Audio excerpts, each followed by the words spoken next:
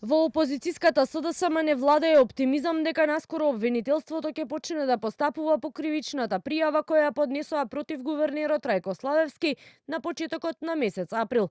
Генералниот секретар на партијата Александар Димитриевиќ, одговарајќи на новинарско прашање денеска рече дека како партија немаат информации дали гувернерот Славевски бил повикан во обвинителството по поднесувањето на пријавата. Ние се уште не сме повикани, немам информација дали гувернерот е повикан, но веројатно по тоа што гледаме како се однесуваат од обвинителството и спрема доказите кои што ги донесовме во врска со криминалните тендери во сите овие изминати месеци, веројатно очекуваат пас од премиерот Мицковски за да почнат да постапуваат.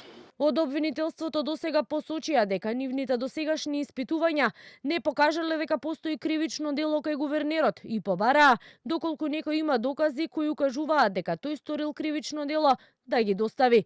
Канал 5 на 25 март согласно Законот за слободен пристап до информации од јавен карактер упати прашања до гувернерот на Народната банка.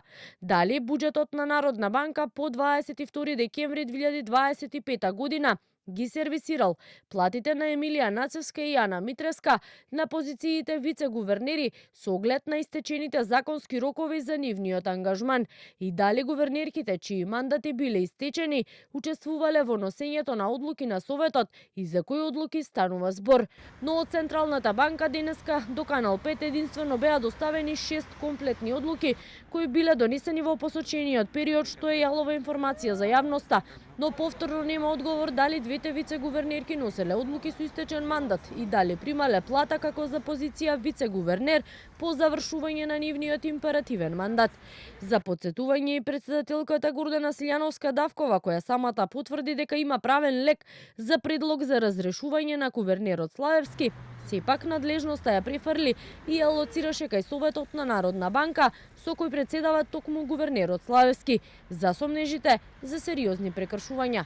Славевски, иако доби покана за гостување во некој од информативните програми на Канал 5, досега не одговори на поканата, но исто така, пред извесен период не сакаше да даде одговори и на дел од прашањата на Канал 5. Фат одговор на тоа што чекавте повеќе од половина година за огласот, тој е истечен. Добро, за тоа разговарајте со вашиот уредник и прашајте го кои се мотивите за овој напад на Централната банка.